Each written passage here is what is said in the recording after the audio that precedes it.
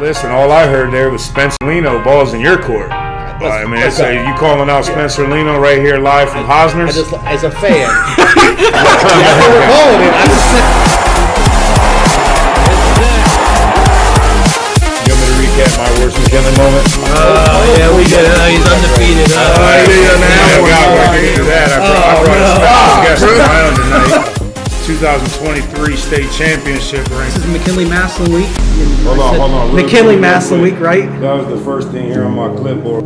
Welcome to another episode of the Northeast Ohio Sports Channel podcast. I'm sitting here as usual with JP Simon.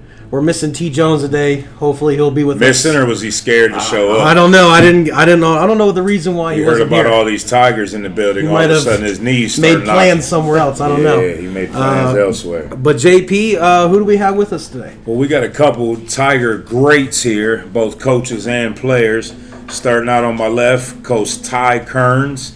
It's actually, now it's officially Ty, Hackenbracht / Keirns. Did we go that way with it? Or we got my man EB, Evan Berbari, back over here. Evan, you came back. We'll start out with you here.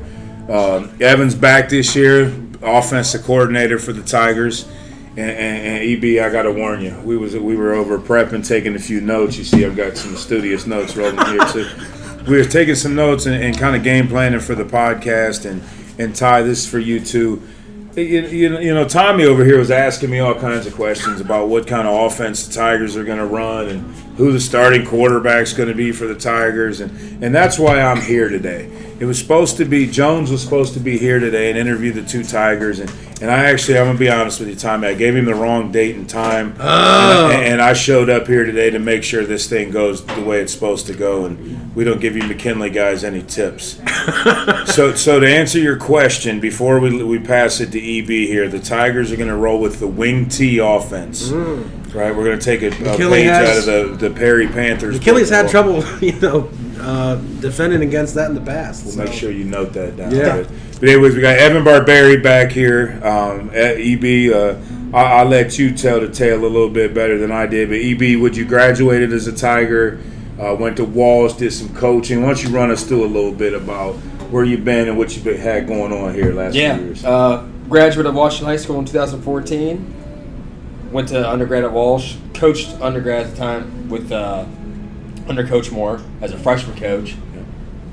Took a leap of faith and went to Ashland University as a GA for 2 years, and I've been there for 6, and now I'm back. Nice. So what year were you in Massillon again? I remember they all started to run together here.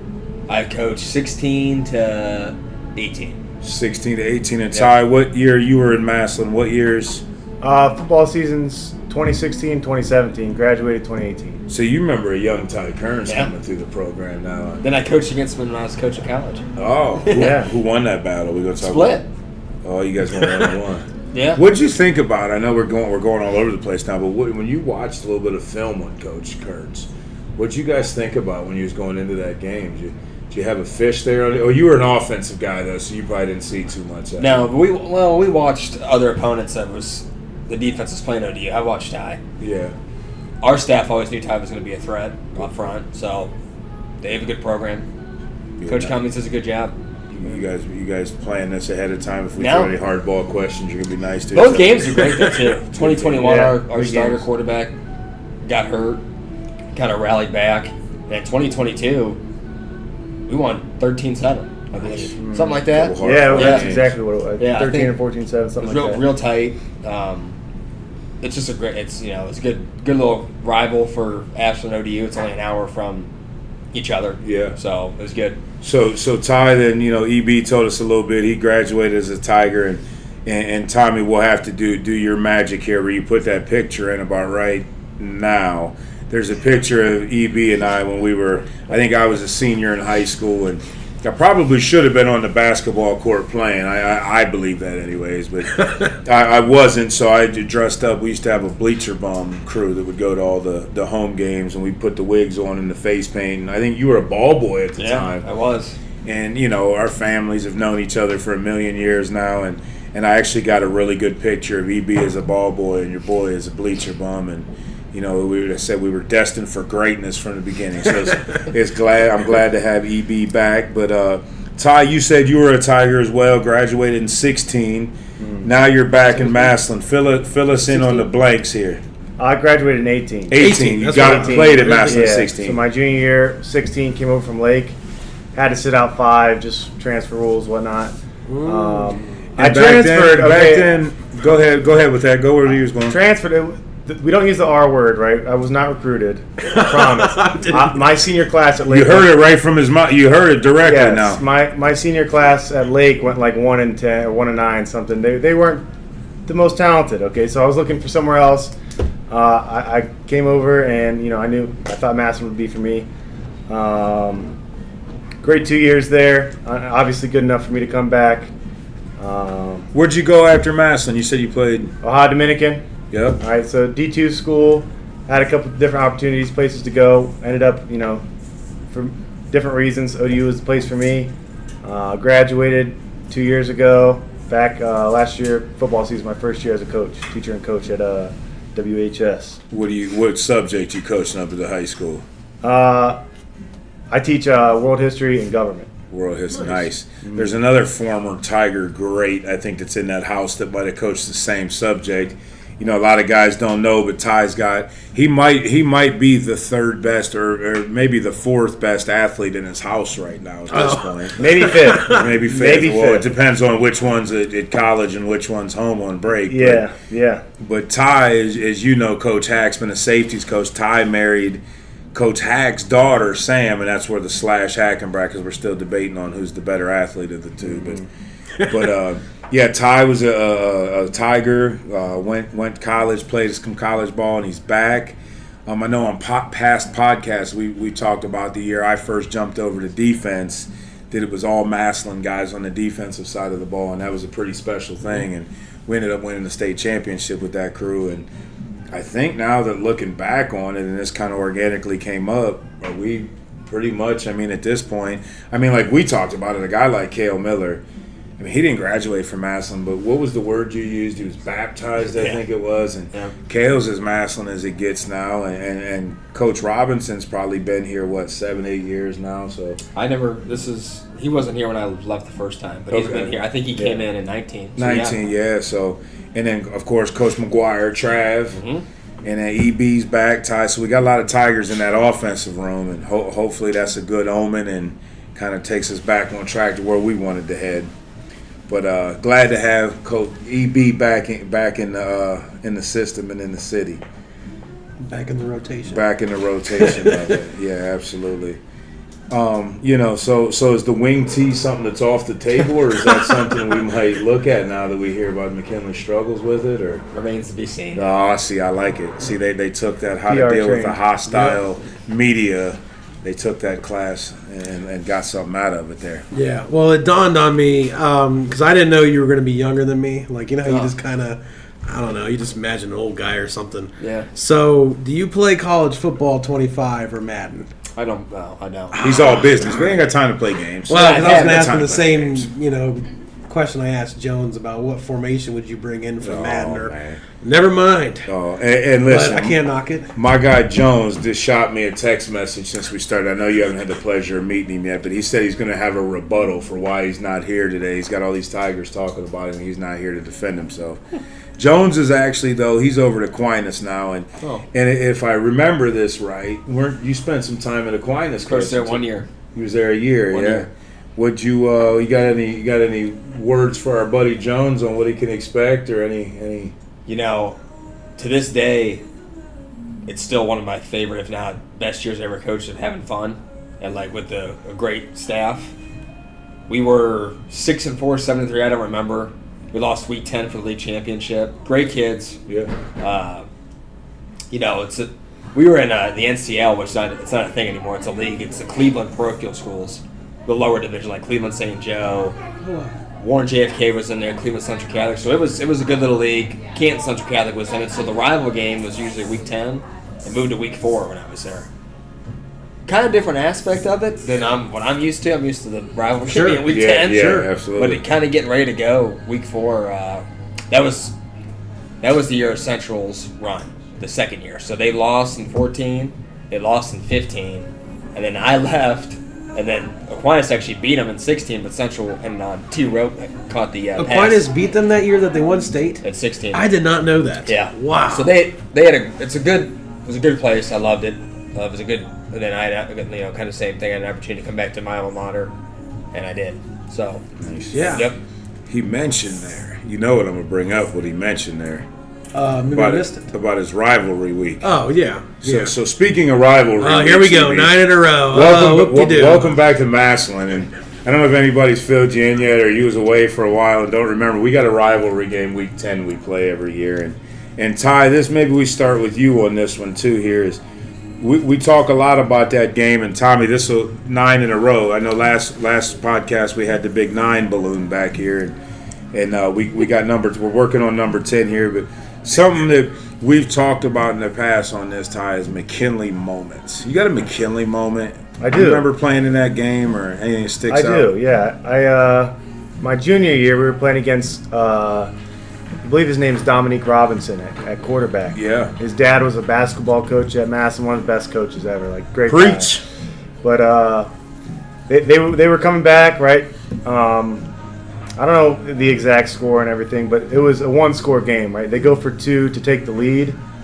I was at D end. Dom, I think he drops back, and nothing was open. He tried to, sprint out to the left, and I actually stripped him, right? You got the forced fumble. Yeah, I forced the I fumble. have that on camera. And the ball Can we trickled drop that back. video in? I will. We can drop that I will. video in. Yeah. That's as soon as you said that. The ball trickles back, and we recover it.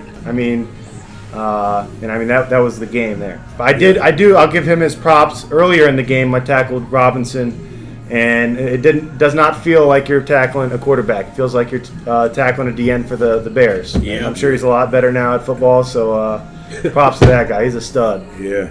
I think I heard him in an interview actually attributing that moment in his playing career to be the turning point and what motivated him to be an NFL football player. So I think. What about you, EB? You got anything that stands out? I mean, what was your record versus McKinley? Would you play 2 McKinley games? 2-0. I think we 2-0. started the streak my junior year. Yeah. What's that streak up to now?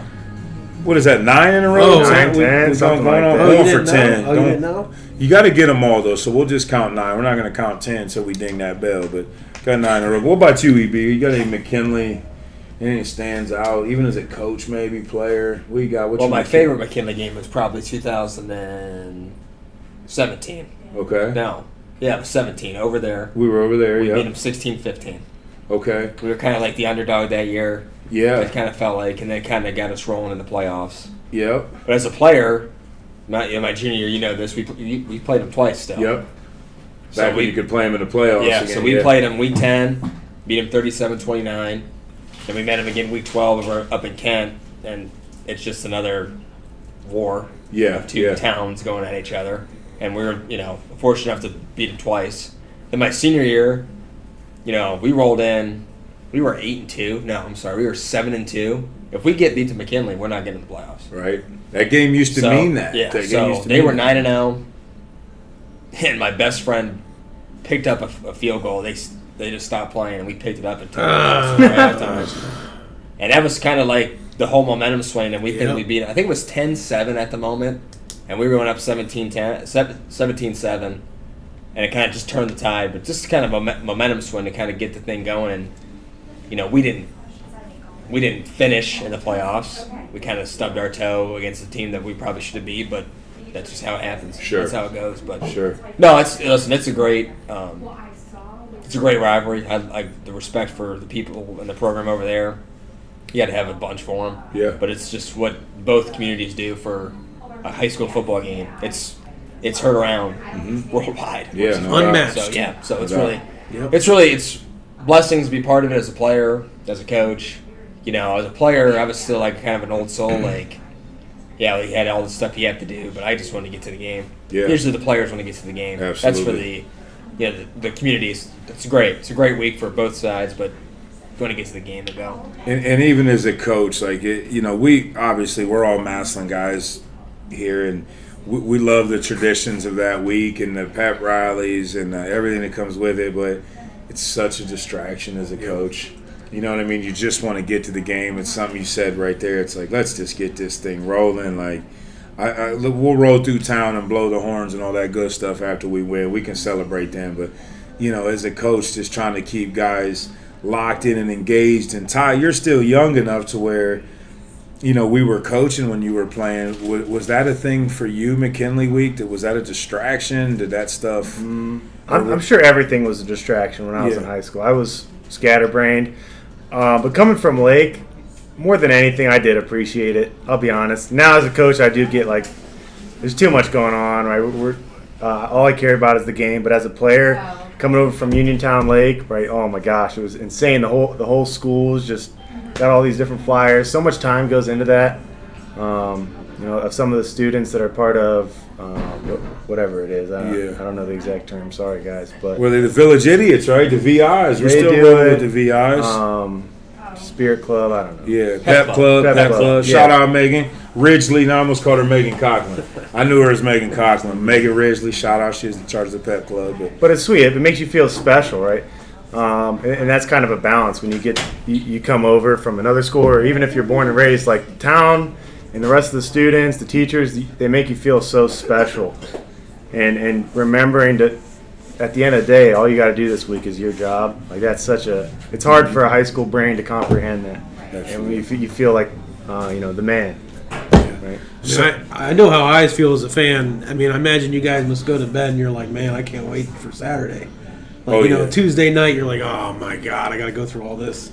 The hardest part for me is just planning the victory party and making sure everything shows up on time. I had a victory party about 9 years ago. It's been a while. It's been a while. 9 years ago. Ty was. I could tell you where I was at. I could tell you everything, but it was 9 years ago. So what, Ty? Because you had them pretty close to each other. I had a few years in between my experience as a player and then a coach, but you played in a game and then coached in one pretty quickly after. Is there anything different perspective-wise? Did you feel like you did as a player? Is it different? I mean, how'd the first McKinley game go for you coaching? Coach, it's just intense, man. Especially it was a close game. Do you remember? Does anybody remember the final score? What year was it? This past one. 16-7, right? Listen, all I know is you got to win by one to ring that bell, and we won by one or more. So I don't remember the score. Win is what matters. I mean, it's just either way, player, coach. It's intense. Everything's flying so fast. You're just trying to line up and get as a coach, right? It's a little bit different. You got to get the guys. Adjust to what we're seeing on our little iPads and our TV down there. But it's hectic. That's not a little iPad and a little TV. Burke's got the big one down there. You get everything in HD on the field. But it's intense either way. Intense. Yeah. What about you, EB, as a coach? I know it's going to be your first year on the Saturday morning, but you got a couple dubs as a freshman squad. You guys were still playing back then, right? You had some intense battles. I actually coached the year after I graduated. Coach Hall's last season. Gotcha. Where I was a volunteer on the varsity staff, but did you guys get a dub in that one? Yeah, we won. All coaching. Yeah, all coaching. Yeah, you know this, JP. The freshman staff when I was there, we helped on set with varsity, so it was still we had a role on that game. So it was, but if you make it bigger than what it is, you're gonna find yourself drifting somewhere. Know where your feet are. Stay in your lane. Was that be at where your feet at? Yep. See, now this is why Massillon brings in guys like him that keeps it, because I'm out there trying to get everybody hyped up and go. You need guys like this in charge to keep guys like him and me in line. And it seems like we got the right guy for the job there. And hopefully, look, I was going through some old pictures, and let's put that picture in about right now. There was a picture my senior year I just found that you was probably a fan in the stand. Was you a ball boy when I played? Not football, just basketball.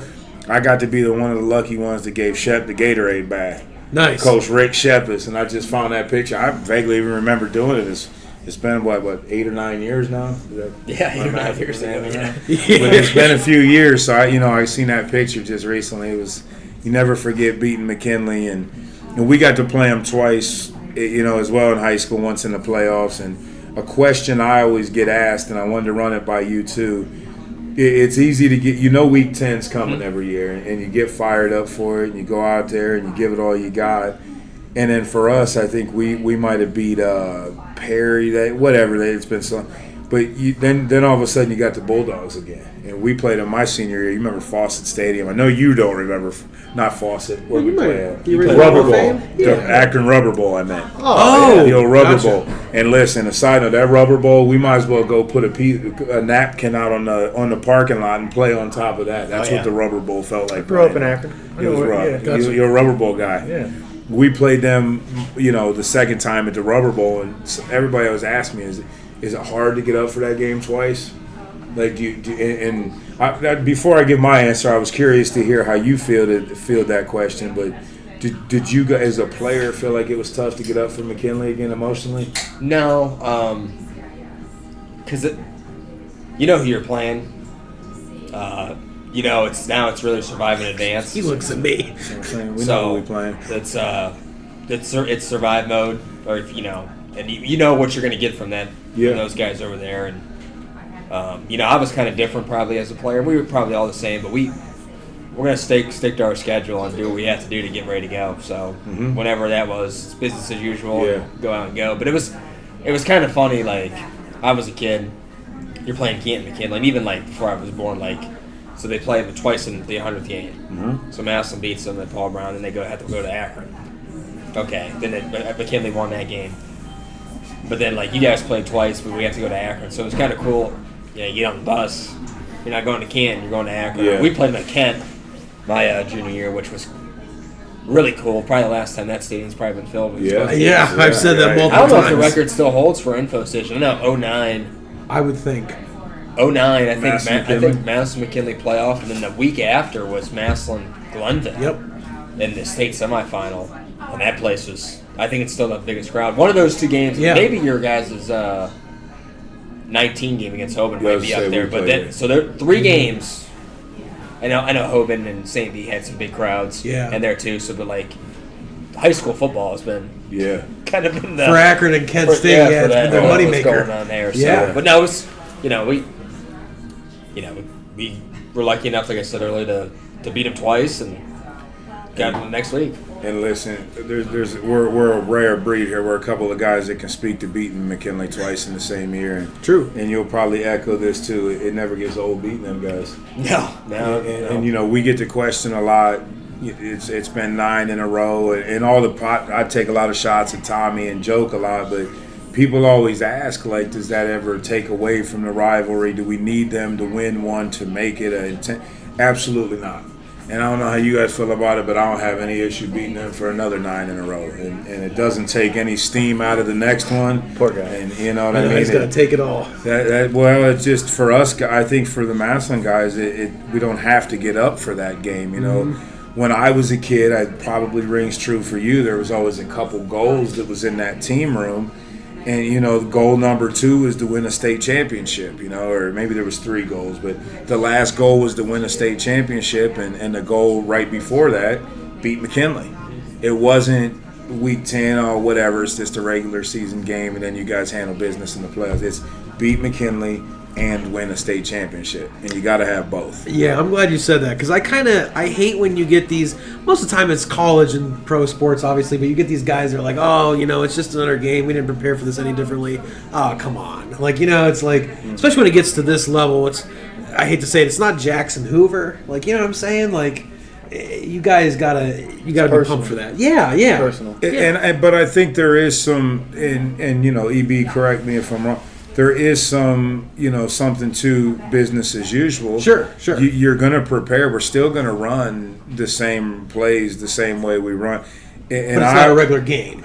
But I always used to tell everybody, we're not playing Warren. We're not playing McKinley. We're playing us. Be the best version of you can be, and the opponent's irrelevant. We want to study our opponent to know where they're going to line up and where they're going to go. And sure, there's emotions and the balloons are flying and all that good stuff. Well, you guys know that play. Once we get rolling, none of that stuff matters. I didn't even see the crowd once we got. I was more worried about the guy across from me that can punch me in the face than I am the people in the crowd that are going to boo me no matter what I do. Sure. You know what I mean? So it was, to me, it was just that once that ball got kicked off, it was just another game. Before and after, there's a little bit. You celebrate a little bit harder, and you get, geeked up for a little bit more. I 100% agree with that. It is just another game. but I have heard some veteran coaches and guys that are around, like, something's different, right? Even though, you have your favorite in the game, right? Just like any game, there's a favorite, right? This game's a little bit different to where if it was just two random teams playing each other and this was the skill on one team and this was the skill on another team, right, the favorite's probably going to win, right, if they just prepare right. But you never know what's going to happen in this game. I feel like I've heard that from a few veteran guys that I've been around. It's a little bit different. Yeah. When Like the punches start getting thrown. Yeah, like the field goal return. That was 2013.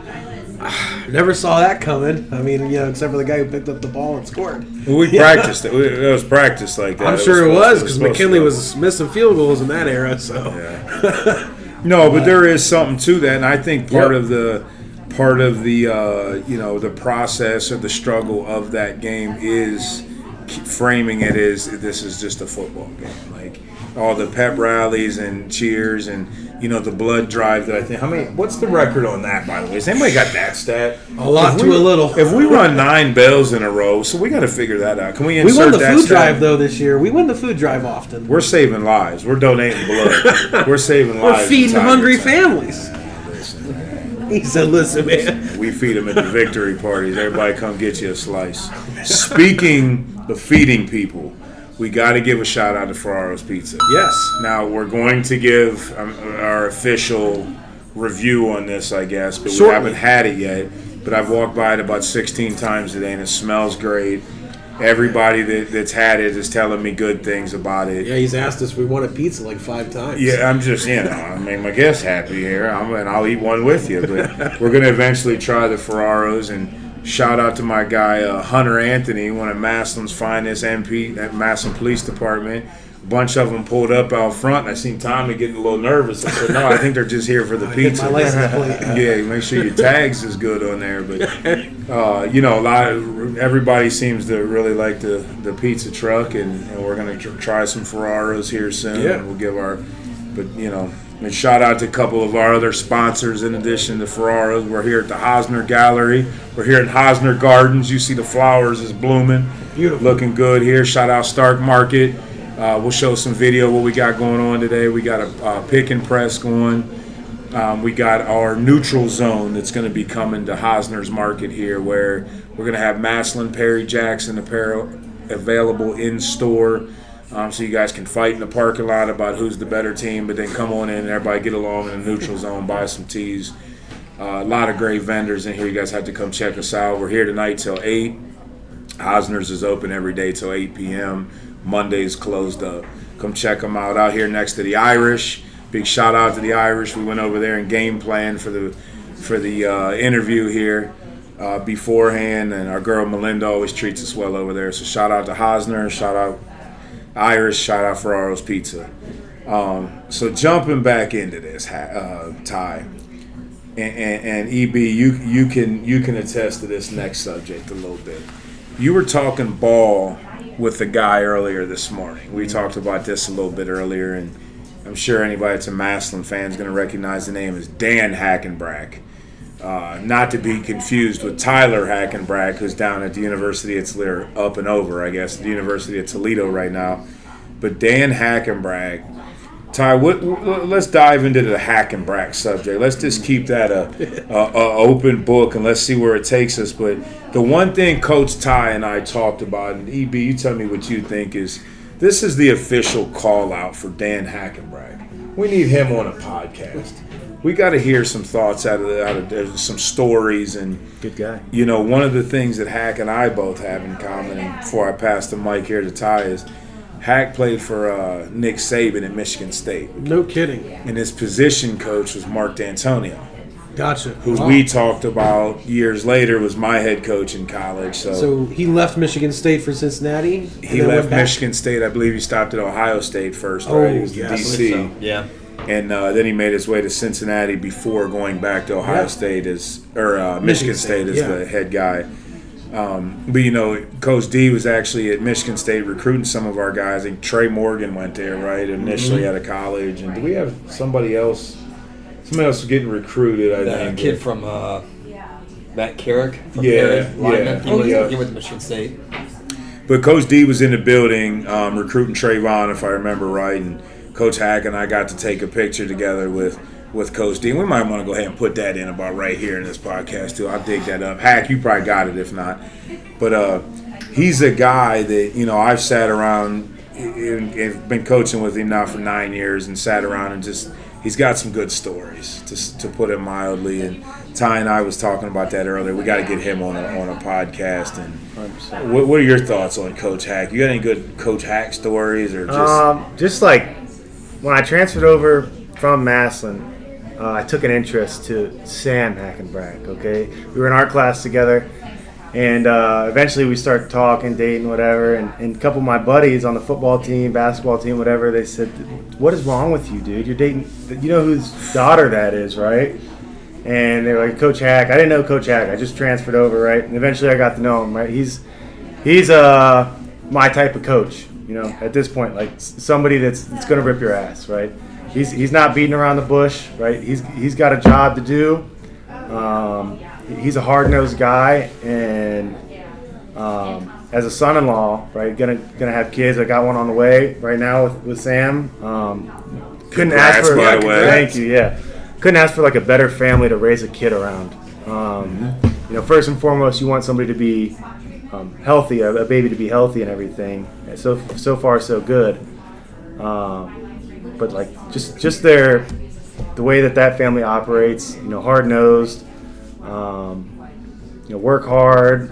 You can see, right? He had two kids do great things at both Massillon and in college. Sam at Ohio State, 4th all time in home runs. I think she won like the hitting award every year at Massillon, and then or 3 years or something. And then Tyler, he also won the hitting award every year.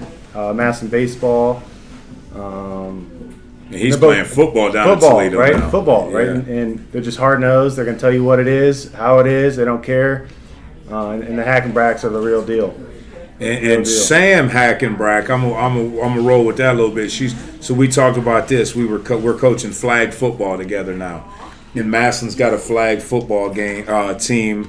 McKinley put one together. It's the first year in Ohio for this girls' flag football, and so I've gotten a chance to interact with Sam Hackenbracht as a coach, and it's like Dan Hackenbracht all over again. Like when the girls' feelings start coming into it, it's probably not the coach you want to bring up feelings to. She's not into all that good stuff. But you know, I knew Sam as the softball player, and Ty kind of touched on it, but maybe we'll post some stats about Sam in here too. You do your magic. Yeah, I have to find it. Well, no, it's not going to be hard to find because they're all over the place. Gotcha. But I didn't want to sell her short there. I think Johnny Bench Award winner and all Ohio. Okay. Everything you can talk about. That's why we're going to have to actually post the graphic. We'll find it. And Dan himself was a heck of a player. I think he was all Ohio and went to Michigan State. Played for Saban there, of course. And then I think Mom Heather, shout out Heather.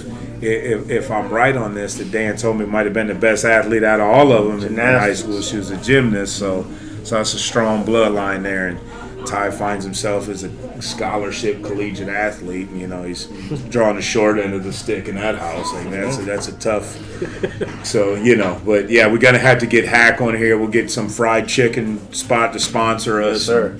We can't really do a review with him because if he doesn't like it, like Ty said, he's going to tell everybody. That'll ruin us. But, Coach Hack. Shout out Coach Hack. Just want to give him some flowers. It's going to be the first year. How many years was he here?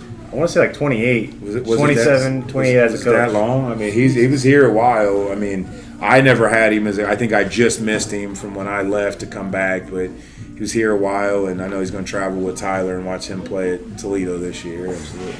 So, shout out Hack. We got to get him on here and talk about some chicken and some safety play. One other thing, we talked a lot about great coaches segueing out of the Hackenbracht talk there. EB, we was talking about this. You actually got the chance to go to the collegiate level and coach at Ashland with another Massillon great, Lee Owens. And Tom Stacy.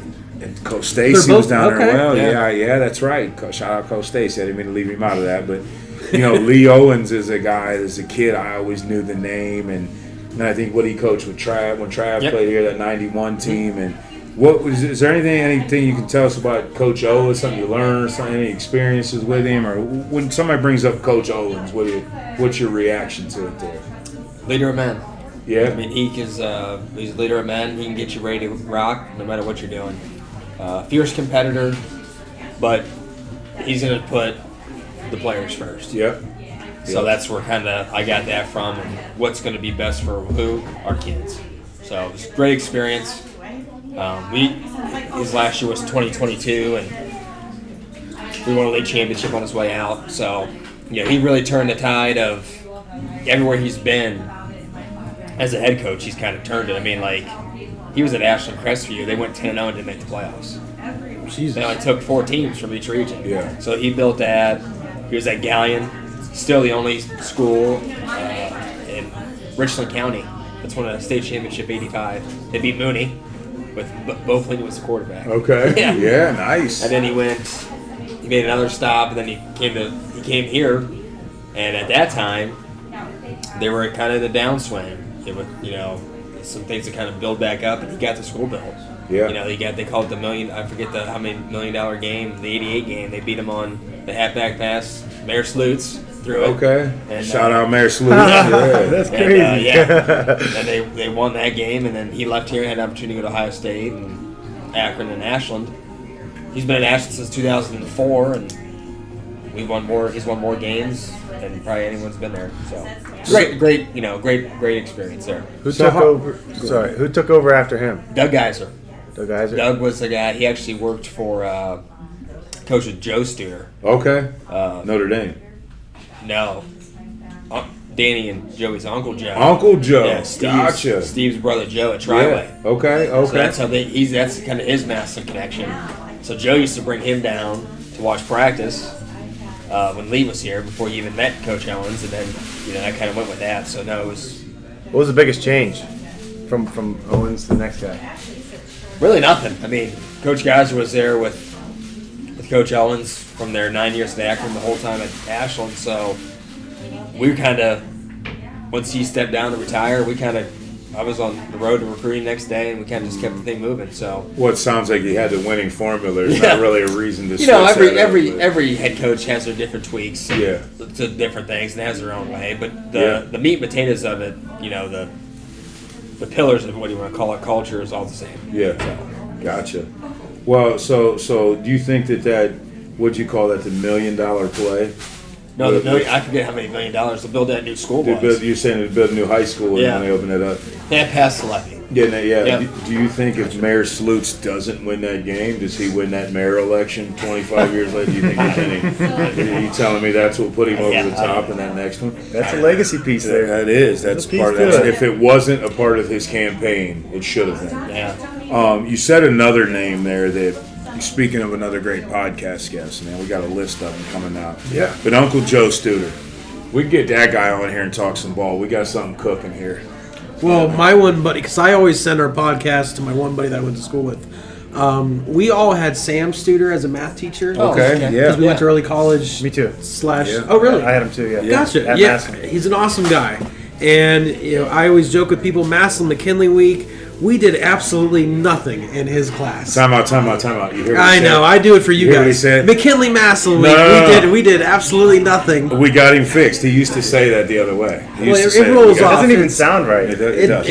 Because you have to enunciate the word whatever. Listen, So- second place belongs in second place. Oh, whatever. It's Massillon McKinley. But we had the most fun in his class, in all honesty. great That family. whole week, he had Go Tigers on loop. It was just nothing else but Go Tigers. good movie. Solid It movie. is. It is solid. So my one buddy joked with me, we have to have the Studers on all as like a collective. That'd be great. That would. Now, be I don't cool. know if that's in the budget or not. We're going to have to reach out to some bigger sponsors. We Yeah, will get them guys on. We'll really have to get some. I pieces heard Joey Studer's the expensive one. The Gotcha. other guys can be bribed with food, but Joe Studer's going to be the one that we got to. Not Uncle Joe, Young Buck Joe.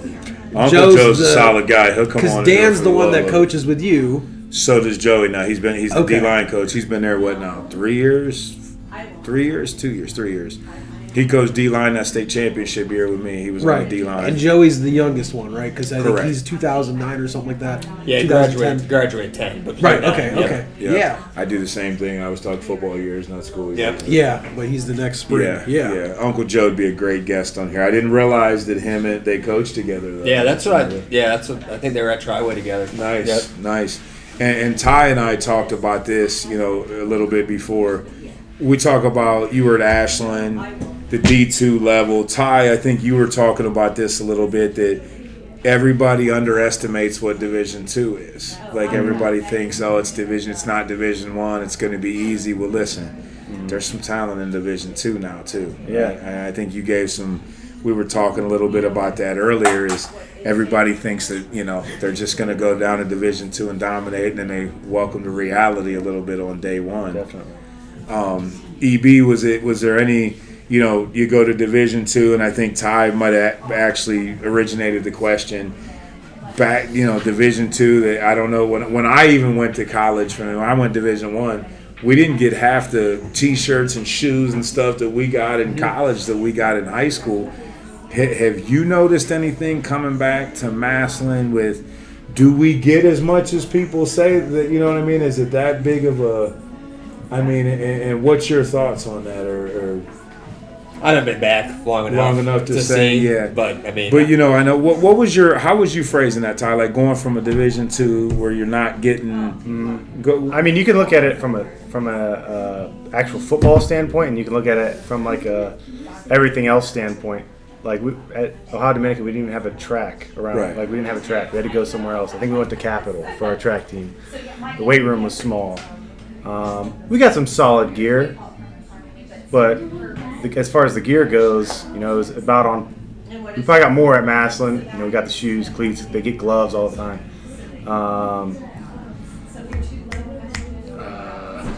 The trainers. I mean, we got Lee Kuntz over here, like Major League Baseball Major guy. League Baseball. That's not at most college. Like that guy's a dude. Yeah. Now we got Sweet Lou, who's joined the staff. Be does a another great job. guest, wouldn't he? Sweet Lou's Lou's a guy money, too, dude. man. Yeah. But yeah, and then you kind of hinted towards the skill thing. Nothing more humbling. Like that kind of showed me where I was at as a football player. Going from Massillon, like I already hit on a little bit, the town makes you think that you are the sweetest thing since sliced bread. I don't know the exact thing. And your team captain, a lot of guys get honorable mention or All Ohio, whatever it is, right? And then you go to a D2 school, and I'm going against D1 transfers or fourth year seniors that are just physically, much better than I was. Grown men. Grown men. I didn't really lift weights my whole senior year because I fractured my back, my L5. I started working out again, like really getting into it in the summer leading up. But then I get there and it's not even the same. And it took me really like 2.5, 3 years to start. And then I was there. Then I started making a name for myself at that school, right? But it is humbling going from thinking you're sweet, and everybody thinks the Tigers are great. And McKinley, they got a lot of great players. It's very rare for guys, even at the best of high school programs in Ohio, whatever state, to come in and start as a true freshman. And when I see that, I'm like, dang, salute to that guy. He's a true freshman at a D1 school. What a dude. You're a freak if you do that. Yeah. Well, and let's talk about this, and I think it is more prevalent when you came through. The guys leaving early now, and EB, what an advantage to go down in the spring. Huge. Yeah. When I came through, it was very far and few in between where that was even going down. I think there was a couple guys that was starting to get into that, but going down for the whole spring quarter and just getting acclimated to the college life, being on campus, going to class, learning how to. Nobody's going to wake you up. You can sleep in tomorrow all you want, but you know what I mean? There's mom's not there to get you out of bed and get you to class. Yep. And you might have a tutor or somebody from the football office show up if you miss too many classes. But, getting yourself up and getting there, that's all growing pains and a process to get through. And trying to do that and go through football practices at that next level at the same time is tough. You know, and I encourage all those guys, if they're able to graduate early and get down there and get acclimated, go lift weights with them guys, go learn ball with them guys, Make friends, yeah. make friends. And you know, that used to be a tough deal. Is to you go into a college, you might not show up till the end of the summer, and you're jumping right into camp with these grown men that's been practicing for the last 4 years, and you want to take their spot. They're looking at you like, all right, we got something for this young guy. Not only physically but mentally. Like, those guys know ball. Like, from what I knew in high school, to go out there and play. Like, as much as JP, my coach, and Nate, and all these guys are teaching you stuff, you just think you know everything in high school, and then you get there and you have so much to learn. And still to this day, as a coach, like a first, second year coach for me, like, I got so much to learn. There's so much to the game that you don't really recognize. Absolutely. And now, you know, we got a couple guys to speak to that we took a coach's trip where we stayed in Finley, and we got to go to BG, and we got to see a couple of our guy Pringles down there. Guy that went down early in the spring, right? Graduated did he go down early? Yeah. He went down early, right? We got acclimated. I mean, he's looking like a guy that's he's gonna be a ball player for BG, and our guy Mike Wright left down early, went to Youngstown State, and he's in the mix to be a player down there, and got to go through spring practice and spring ball. And if you wait and don't go, you miss all those opportunities. You know what I mean? It's a changing landscape with that, with the graduating early, but definitely a big plus for them guys to go do it. So EB, let's segue into that, because Ty and I both had a similar question, and you're gonna like this one. This is a fun one. But I just want to give another shout out Hosner's Gallery. We're at Hosner's Gardens here. You see the bloomed up pink. Big shout out to Ferraro's Pizza out front. Start Market here live, pick and press. Hosner's, we're here till 8 tonight. Also shout out to Eagles 190 downtown Massillon, Ohio, man. That's something that, I don't know, EB, I know you've been around, but you're just not coming back. The Eagles does a lot for the program. Yeah, they do. You know, and not just Massillon football, but all Massillon schools, Massillon sports, and even non-athletic. They do a lot. I know the softball stadium where Sam used to knock home runs out is the Eagles facility. 190 complex, yeah. Yeah, you got the track up there. So shout out to the Eagles for all they do, both athletics, and I know they're big into the school too. I'm just not as well versed on all that. I know there's a Canton, McKinley Eagles too, right? Somewhere, sure. And they probably black out that game week 10 every year, because I'm sure sales go down. Everybody's depressed. Nobody's celebrating anything. But shout out to the Eagles in Massillon. So the big question here, EB, Ty and I was talking about this. As a coach, I'm a defensive guy by nature. Been there most of the time, trying to learn this side of the ball on offense. But trick plays. First of all, what's your thought on trick plays? You like to spice it up a little bit, mix them in there? Sure. I'm sure you got some good ones. We're not going to let the McKinley guys see that playbook. But I think the question versus the specifics of it, of the play, regardless of what the play is, why do OCs practice them and not call them? Why do they leave a bullet in the gun and not fire it? Because a lot of all these teams, I've seen a lot of trick plays in the book, not all of a sudden always get called. Just trying to think. Usually, I mean, you practice them. If you're stuck in the mud in a drive, you can't get anything going. All right, let's see if this is going to spark something for momentum, maybe. All my places I've been, we ran a couple of them. We've executed on them. You hear that? We weren't, where you had to be Mr. Trick Plays.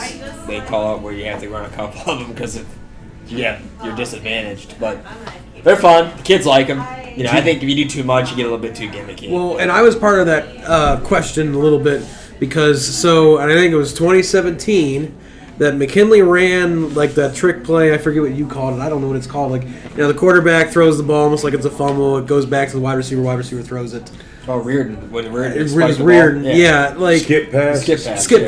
They, it was executed well. It was awesome, but they did it week 1 against Warren Harding, and it never saw the light of day again. Well, they actually scored on it in 16.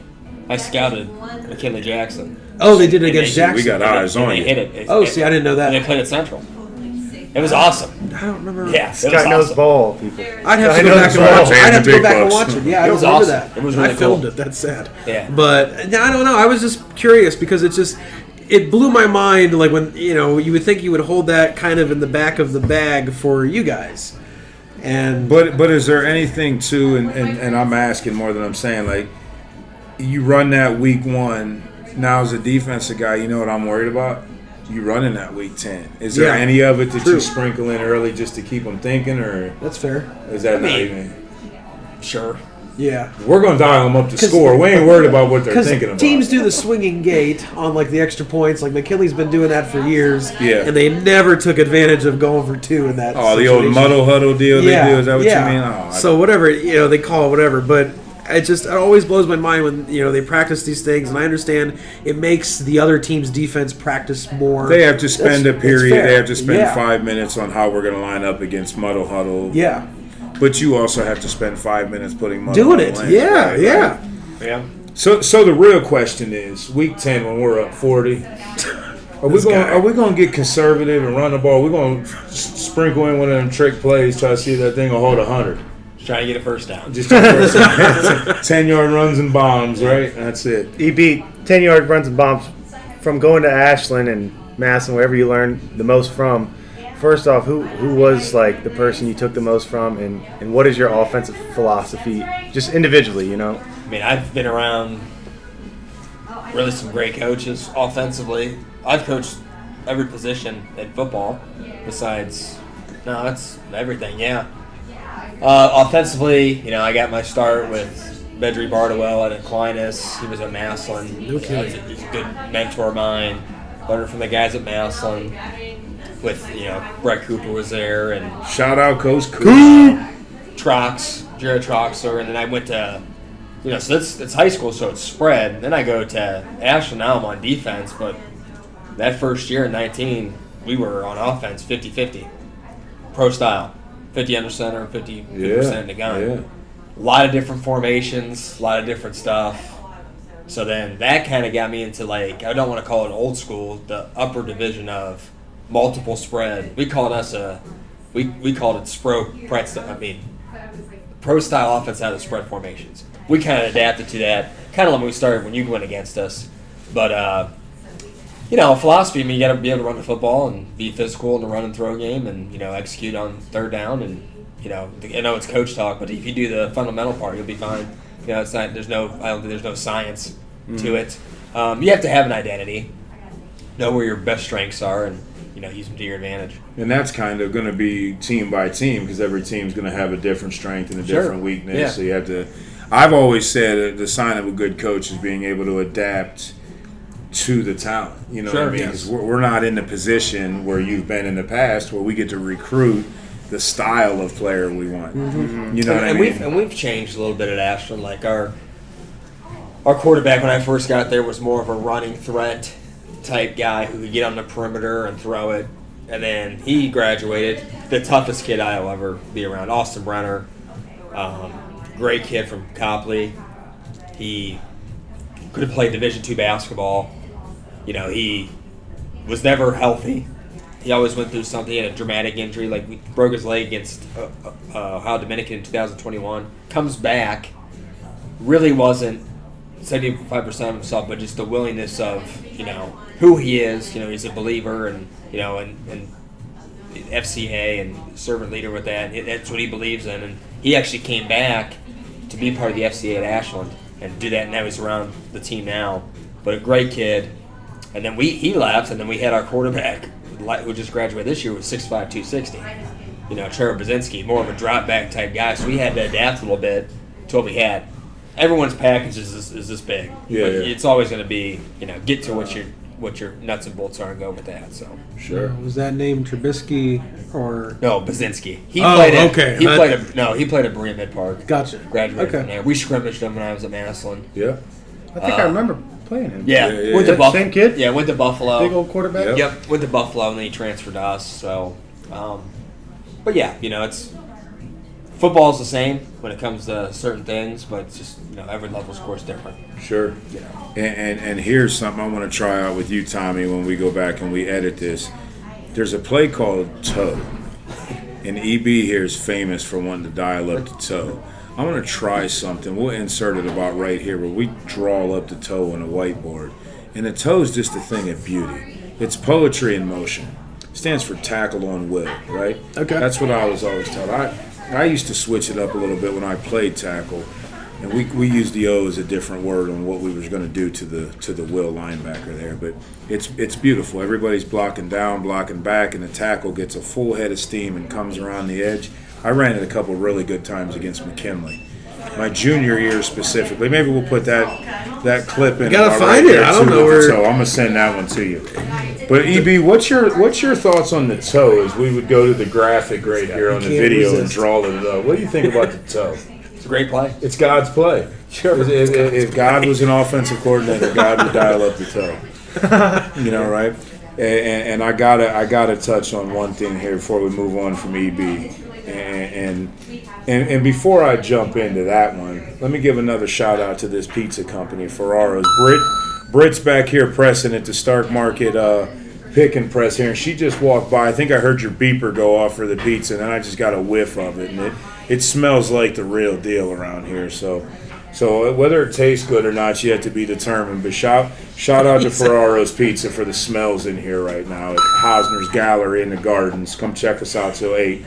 But EB, so the big announcement came that you were coming back to Massillon, right? Mm-hmm. And I go down to, we're going to turn this around right now because I usually don't freak with them. I was on the road this morning, but for all your coffee needs, check out my guys down at Tremont Coffee. Shout out Mark and Michelle. You know, this was somebody else's right here. He turned the Starbucks around. You know, I go to get my morning coffee one day. And it was, I think, the day after that Evan got announced as the offensive coordinator. And Evan's mom, Peggy. I love me some Peggy. Peggy's a good time. I've always been a fan. And she comes up and we're talking, and you know, first of all, congratulations. I'm sure you're happy he's coming home. And you're officially a Massillon resident, right? Bought a house in Massillon now. Yeah, last May. Congrats on that. Welcome back. But Mom says, you know, JP, I don't know what anybody's jobs are or roles or responsibilities are, but you got one main role this year. And she's not joking. She's not smiling. She's looking, you know, through me when she's saying this. I said, anything you need, what do you need? She says, you're going to be the one that walks him up every week into the press box and make sure nobody says anything rude to him or throws anything at him. And I said, that's a done deal. So first and foremost, before we get into any football, I got to get you up to your seat every game.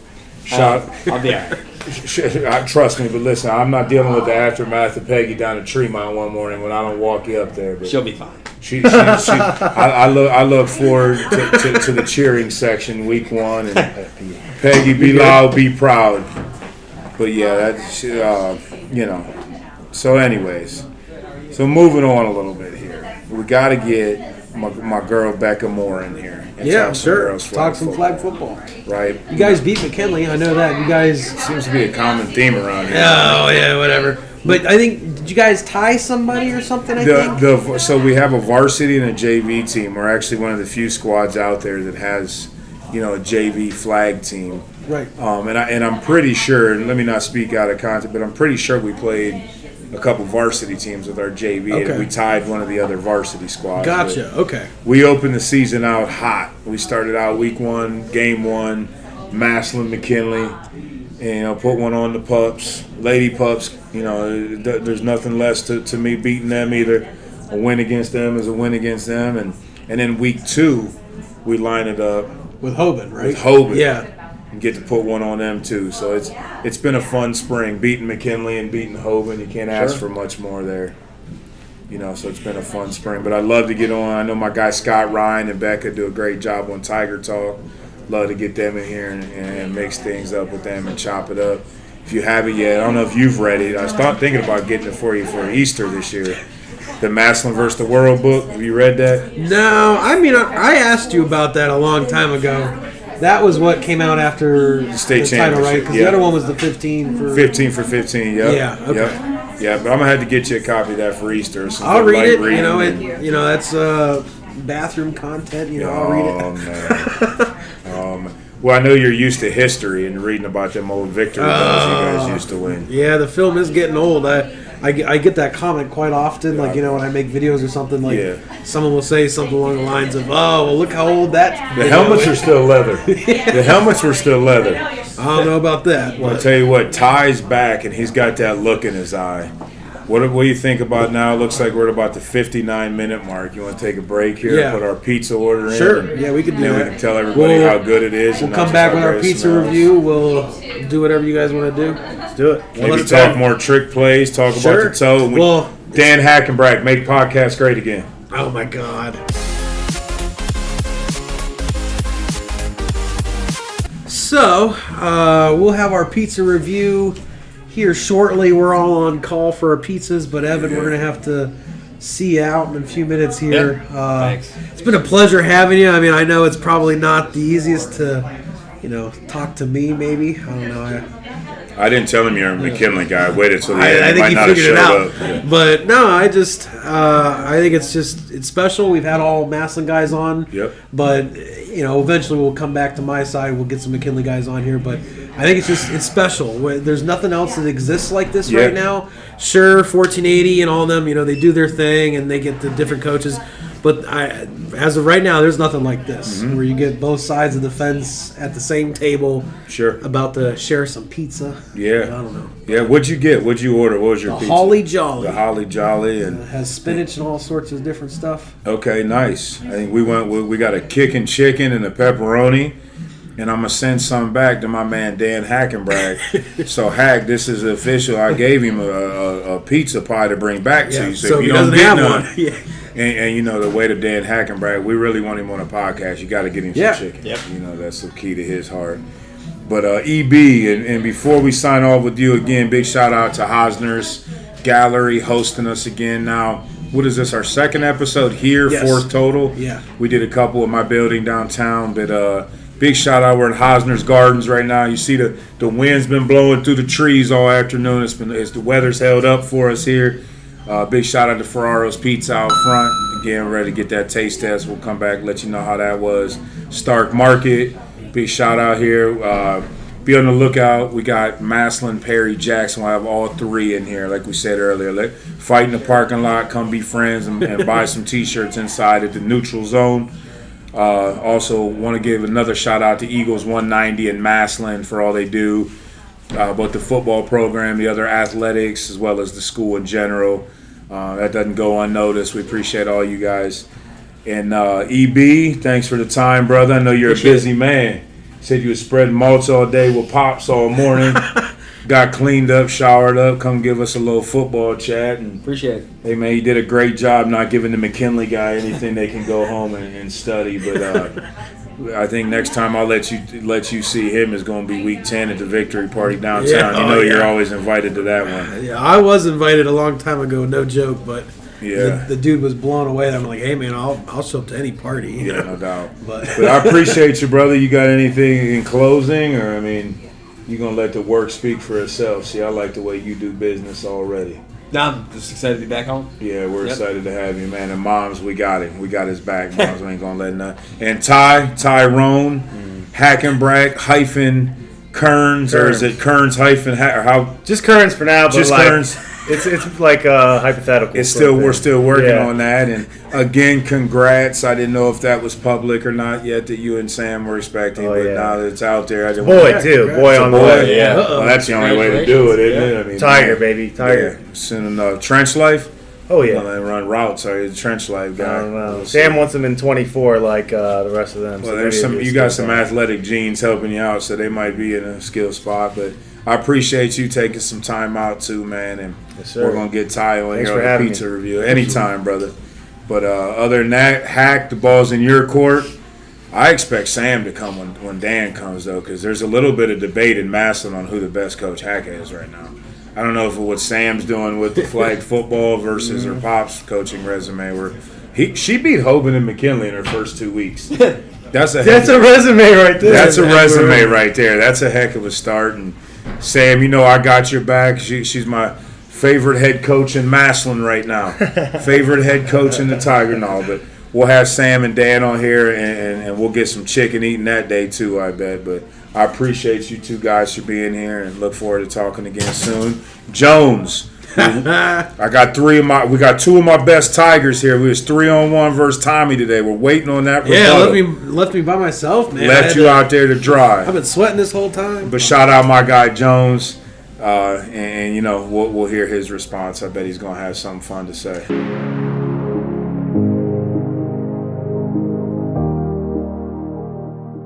Try not to get anything on my. It's getting real in here, laptop. folks. It's getting real. What'd you get there, Tommy? So I got the Holly Jolly, and you got something chicken. Yeah, we went with the kicking chicken and a pepperoni here, so we're gonna try one of each Hope and you guys like. see what we got rolling there. What is it? What is it, Ty? One bite, everybody knows the rules. That's right. What you got going on here? You guys do the. Were you chicken one? testing chicken first? Chicken first.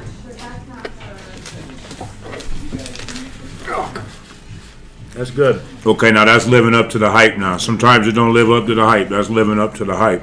Real cheesy on the chicken one. That might be the chicken pizza that gets Dan Hackenbracht to do a podcast. It might be. That might be the ticket. I'm going to send a couple slices home with you, Hack. If it's good pizza, we're going to see. Man, are we live? Hack will give us the real review if he don't like it, though. I'm definitely going for a second bite. The chicken's quality and everything. What you got going on over there? You still working on your first bite? I think it's good. You're talking about the chicken. I think it's good. Not too many places do a chicken pizza very well. In all honesty. And I want to say I was checking out the trailer. If you guys haven't seen the trailer yet, and maybe we can get some video footage of that trailer. Yeah, I'll do that. Or maybe even see if we get lucky enough to get an interview with the mastermind behind Ferraro's Pizza here, if he's got a minute. Was that who walked in? I believe we just passed him, so That's why I don't know what he looked the like. trailer's awesome. I believe it's a wood fire deal they got going on in the back. So they actually bring the wood and get the fire rolling on the back of the truck, and it's good stuff. Lived up to the hype. Like I said, Massillon's Finest was here earlier, and they follow him around. They'll look at the schedule, and wherever the food truck goes, they go. So it's good stuff. Worth the follow. Buffalo chicken, or no, kicking chicken. Let's say 8.9. And that's being tough. That's a good score. That's being tough. That's not a rookie score. If you'd have went with that 9, that would have been a rookie score. There's no rookie scores here. I'm gonna go. I was gonna go an 8.7, but since I feel like that sounds too close to tie, I'm gonna go 8.4. That was a good year too. Remember?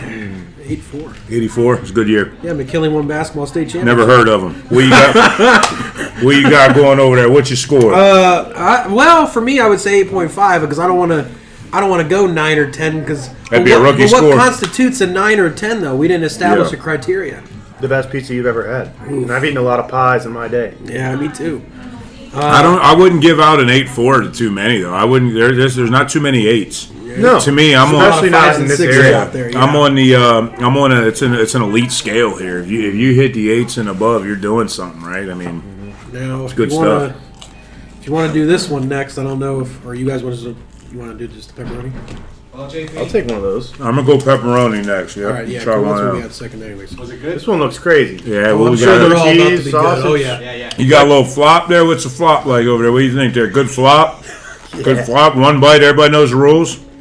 Oh yeah. we You got doing him a that one? mouthful Which there. one is that one? Which So one? that's the one I got. It's Holly Jolly. It is, I believe, feta cheese, spinach, cranberries, Nice. which is different. Totally different. And JP, you want to grab? I'm gonna pull on this. I don't feel holly and jolly when I'm sitting next to McKinley guys. I can't do it. I can't do a holly jolly pizza, so I'm gonna go with the pepperoni. No pun intended guy. there. This No one, pun intended This there. one I'll give like a 6.4. You're not feeling the pepperoni. You were a chicken guy. No. I haven't tried pepperoni. You're I'm talking Holly about the Jolly. Holly Jolly. It was good, but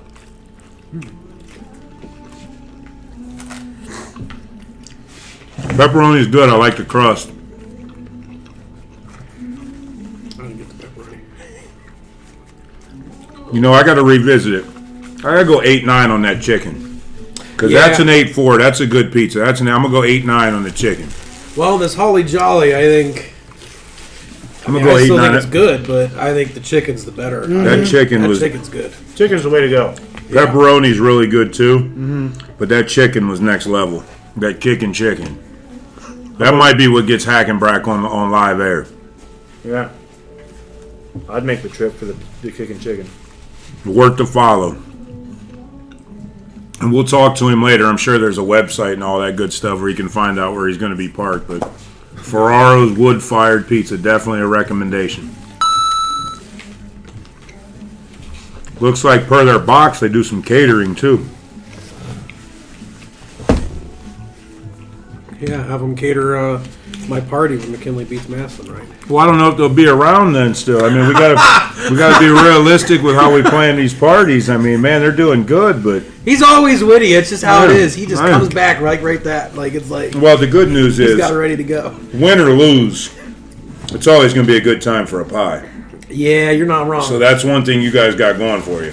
You're going to be hungry either way. Yep. That's true. You cancel the victory party, but you still need the food catered. Yep. That's what I don't know. Win or lose, I always throw a party. It's just whether or not it's by myself. You know? Right. I'm going up to an 8 on the Holly Jolly. I changed my mind. Getting better as you go. It's one of those. It's pretty good. It's kind of, I don't know if you.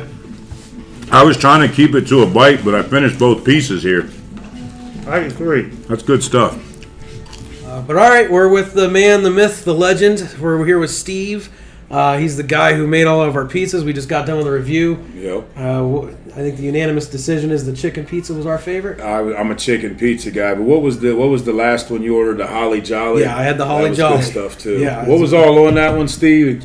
That was an interesting pizza. Got some different ingredients than most of them. Yep. That Holly Jolly was good stuff. That one there was supposed to be a seasonal little thing. We were testing it out, and then that was back before we even got our trailer and started our business. We were just doing it for friends and family, and we said, well, we're going to get rid of it, and we had death threats, so Yeah. we had to keep it on there.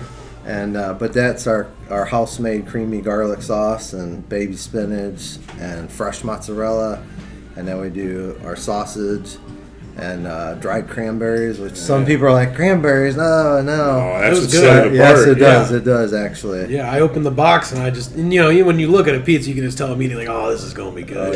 Yeah. But, Oh yeah. how did you guys start? We kind of discussed it for a minute, but a lot of people with the truck and trailer concept, they kind of all start out with their own unique story. So what did you guys? So about 12 years ago or so, I just had an inkling to, wanting to try to make pizza. So I got on old Google and did like best pizza recipe, and it kind of started there. I just started, and it was okay. And then probably within a year or so, I was kind of messing with different techniques and stuff, and it was getting pretty good. We did it in our home oven at home, and at that time I led a men's Bible study at our church, and I had an idea, because there wasn't very many guys in there. Right. So I said, all right, guys, you go through this 4-week, 6-week study. Afterwards I'll throw a pizza party at my house, invite everybody over. We can chill out and stuff. And it went good. But the first time, we had about 4, 5, 6 guys. Yeah. And within a month or a month and a half, I had about 30 people at my house. And Good pizza brings them out the woodwork, Yeah. huh? And that time it was like one pizza at a time. It took like 6-7 minutes, which at that time we're like, oh, that's not long at all. Right. Until you're waiting on 6-7 So minutes. you're waiting on it, and then it kind of birthed from there, and that lasted for a couple of years, and then we just kind of kept messing with it, and Yeah. just kept periodically making it, and then it was about 2.5 years ago, maybe 2.5 years ago, I got a portable wood oven, a Uni, Okay. and started making them there. It's like, man, this is like next level. And I don't know, through that time, it was kind of, listening to podcasts, doing stuff like that. Because people would always say, you guys should open up a restaurant. It's like, well, I don't want to be in 4 walls, and you know how that goes. Sure. You hear restaurant owners, they're there for 16, 18 hours a day. And, Yep. but so I heard a podcast about a food truck, and it just got my wheels turning. And, Yeah. and my wife and I talked about it. I called some people that were doing it, and they kind of solidified like the idea, like, Yeah. hey, like we're like cranking it out, and I mean just busy as all get up, and it was just. So, we really thought about it. We thought about just doing the kind of pop-up setup, like a tent type of thing with the the portable oven and kind of starting small, but we're kind of like a go big or go home kind of family. That's the way to be. Yeah. So it was like, well, if this is where we're leaning, we might as well just try it. Sure. And we started it. We ordered. We got the trailer built and everything. And It's a sweet trailer, by the way. Yeah. We're talking about that off air. You yeah, guys yeah. actually have a wood burning oven on the Yes. trailer, right? Yep, all wood, no gas. It's like a 4,000 pound oven on the back of that thing. Yeah, it's an impressive trailer. It's worth checking out while you're waiting on your pizza. I spent Yeah. 10 minutes just looking around the trailer. Out Yeah, there. for sure. But yeah, we started and we just got busy Yeah, right away. yeah, And we lasted maybe about 6 months, and I had to quit my job. So it was either slow down on our business or So or that's quit my an full-time interesting job. That's an interesting topic on itself. You know, we talk to a lot of small business owners, and there comes a point when you have to make that decision of I'm Yes. going all in on this. Yeah. And this might be a little off script of what we intended on talking about, but what was it that gave you the I guess the faith and belief in yourself to be able to, because that's not easy. Everybody talks about being a business owner, but Yep. when you go all in like you did and quit the job and Yep. now it's all or nothing type deal. I mean, what gave you the confidence to take that swing of the bat and take that chance on yourself? I think it was number one, my family. Mm-hmm. Because at the beginning we thought I was going to be like Papa Foros or something like that. It's like, no, I mean, I can't do this myself. Right. And I don't take all the credit, because if it wasn't for my wife out there and my son and the other people that help us, Yeah. my in-laws, like we wouldn't be doing it. So, Sure.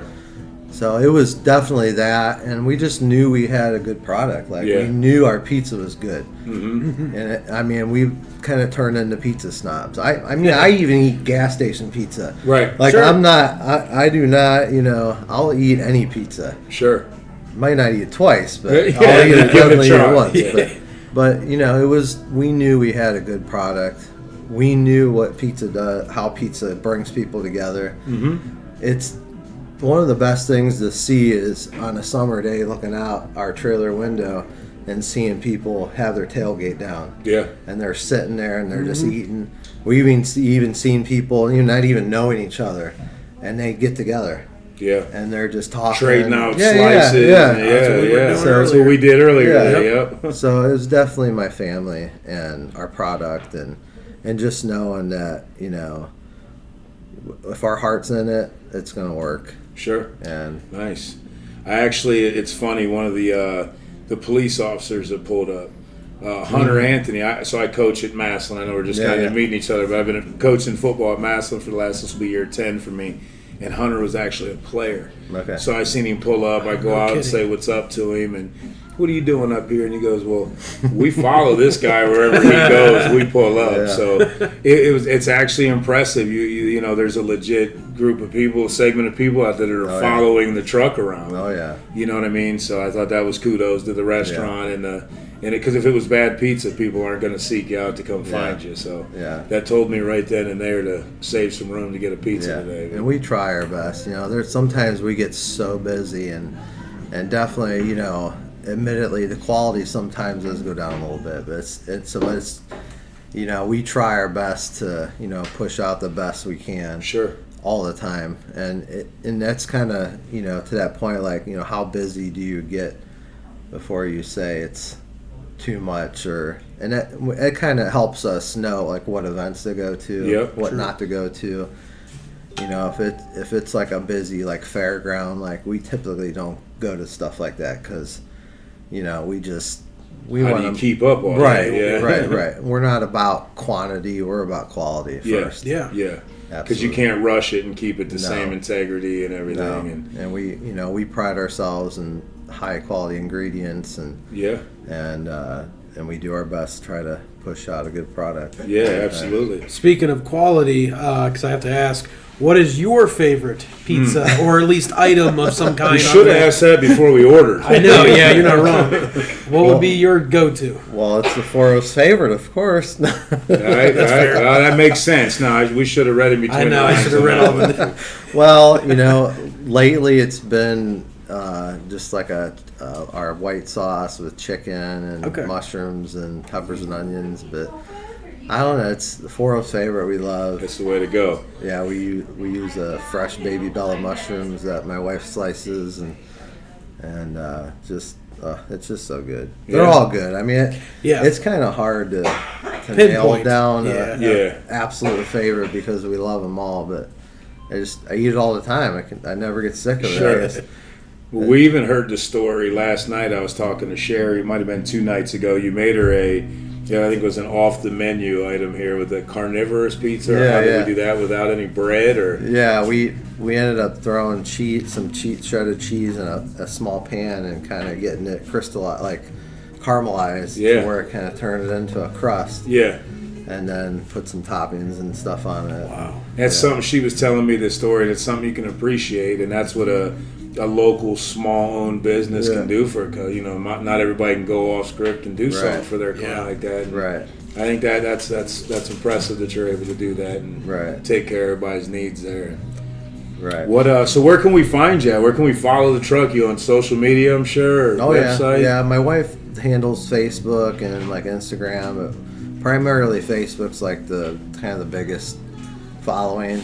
Yeah. And then we also have our website also, but she usually posts like every week on Facebook, like our weekly schedule, and then I try to do the website as well. But that's Gotcha. kind of the best. And we'll tag that here on this video. We'll tag the website, some Yeah. social media links where you guys can find out where the truck's going to be at. But if you're going to swing out, make sure you got some time because there might be some people in line ahead of you. Yeah. I know Sometimes. I was waiting in here for a time where there was nobody at the window, and every time I went to one, I came back in.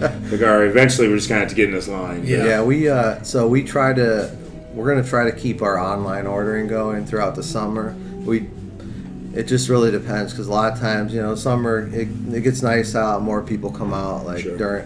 at the window. So we're gonna try to keep that going, just so people can order ahead, and a lot of times you can order 4 or 5 days ahead of time too. So Okay, we always gotcha. recommend that. That way they Gotcha. can pick a time slot. They know it's there. Yeah. So that's an helps you guys option then out. if you can Yeah. order ahead of time. And, Usually, depending on where we're at, if it's a certain event or something, we might not have it on, but gotcha. if it's like a pop-up location, we usually try to have that running. I've seen you guys do catering on the box there. Oh, yeah. You do weddings. I think yeah. my nephew, I think you might have catered his wedding, and the pizza truck Oh, was yeah. out there. Oh yeah, we do a lot of weddings, late night snacks, grad parties, Yeah. birthday parties, Podcasts, podcast episodes. Absolutely. Absolutely. Nice. Well, awesome. We just wanted to make sure we had our pizza review, and Tommy and I were talking, and we couldn't leave here without getting you on here Yeah. for a couple minutes. We got to get the story behind this. We you know what I appreciate mean? that. So appreciate you. I know you've been out there grinding all day and giving us a couple minutes here, and Yeah. just definitely want to give you guys a shout out on the pizza. It was all good. We thank you for that. Awesome. Yeah, we appreciate it, man. Yeah. Thank you so Yeah, much. The yeah. pizza was delicious. We were in here just kind of going, I think we lost the other two. They had to go take a nap. I'm pretty sure they didn't have any Yeah. slices left in their box, so we left them to a nap. But Tommy and I are still going strong to close this I thing mean, out. that's So my dinner for later on too. Right. So appreciate you for making the event. And we had our pick and press here at Hosner's today, and I think that was having Ferraros out front really helped tie everything together. And appreciate the meal. Thank you. Anything else? I don't know. Well, I we guess gotta we're ask done. him the question. Oh, what? So you're from around here originally? Oh, Yep. Where you go to high school around here? I graduated from Wadsworth. Wadsworth. Okay. Okay. So he doesn't have a. no, he doesn't have a in- Massillon McKinley, right? No. If you had to go, Massillon or McKinley, we gotta no. yeah. Put him on the hot seat here. I'll tell you what.